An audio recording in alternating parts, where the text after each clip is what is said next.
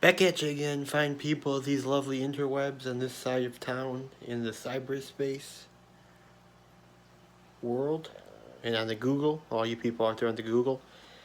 Uh, Coming at you again. I know I just shot another video, but when I'm on a roll, I'm on a roll, so I'm going to do a little bit something different today.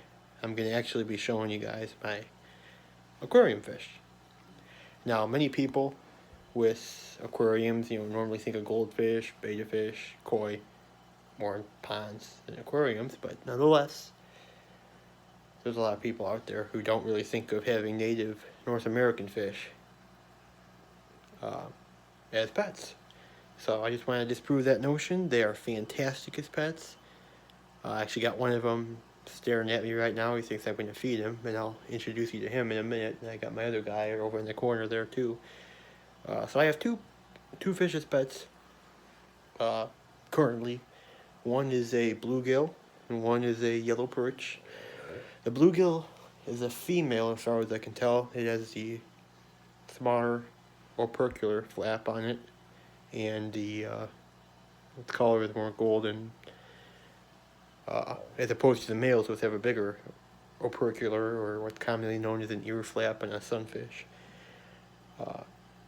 Also, the female of the Lepomis sunfish genus, which is otherwise known as the bluegill family, and their close relatives, like the red ear, the pumpkin seed, the long ear, dollar sunfish, bantam sunfish, which are endangered in Indiana.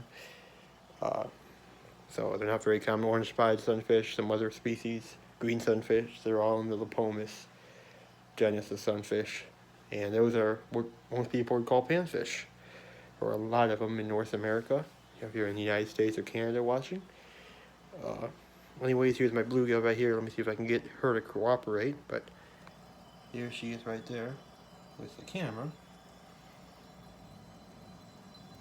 See if I can get her in there. Yeah, she's not very camera shy at all, especially around food. If I gave her food right now, as you can see, I kind of have more of a natural environment in there for her. And when you're keeping native fish as well as any fish, you definitely want to give them the right habitat. And bluegill, anybody who fishes knows that bluegill, they really relate to cover. They really relate to cover, especially weed structure.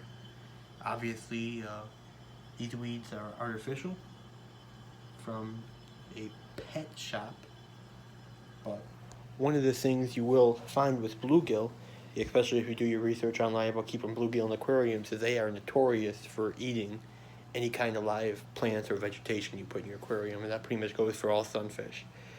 Yellow perch won't bother it as much, but bluegill are very territorial at times. The males of the species much more so than the females, but still, I mean, you can see how vicious and how aggressive that is. I mean, how frightening of an image that is, I mean, now that's a scary thing right there. That's a scary, dangerous animal. Very dangerous animal. Very dangerous, but I love this fish. Has a lot of personality. Alright, enough with the joking about dangerous animals. Those bluegills really are good pets. I mean, fantastic. The only thing I would say about keeping sunfish is you either want to keep them singly or with a group, 4, 5, 6 sunfish. If you put just 2 in there, one will inevitably become the dominant one and will kill off all your tank mates. Not necessarily directly through violence or whatever towards them, but through stress. I mean, they do a lot of fin nipping, a lot of the male bluegill. You can actually get them to even spawn in an aquarium if you simulate almost like a winter chilling period, and then you gradually raise the water temps. You can actually do a spawn in your aquarium and get millions of bluegill fry. But if you've ever seen bedding bluegill, you know how aggressive mature males can be. And unfortunately, she is not a mature male, but I got her. She's my fish, and I love her for who she is. So, hey guys, you're on camera there. Come on, you're on security camera. There we go. Alright, enough with the bluegill. She's fantastic. Next is a little bit of a different fish here. This is my yellow perch, which, for those of you in the Great Lakes area, northern United States and Canada, you will definitely know what fish this is. I am unsure of the gender of this because I'm not good at sexing yellow perch. You know, males and females, I mean, other than during spawning, can be definitely more difficult to tell apart than the sunfish can be. But you can see you got some nice vertical bars on the side, which is what defines, you know, a yellow perch. There we go. Look at a bear camera angle on there. Still learning with this, so bear with me. Very small fish. I mean, there's my hand in comparison to it, if you can see that. Probably not, but very, very small perch. But very cool fish. And again,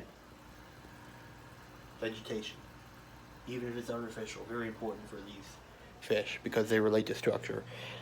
Even in an aquarium, even in captivity, that I noticed actually my bluegill and my perch seem to like to hang around the sides of the tanks that have the fake cover in there, and it makes sense when you think about it. Where do you find them in the wild? So, and what I feed them is, a lot of people feed their native fish minnows. I don't like doing that. Minnows can introduce diseases into your tank.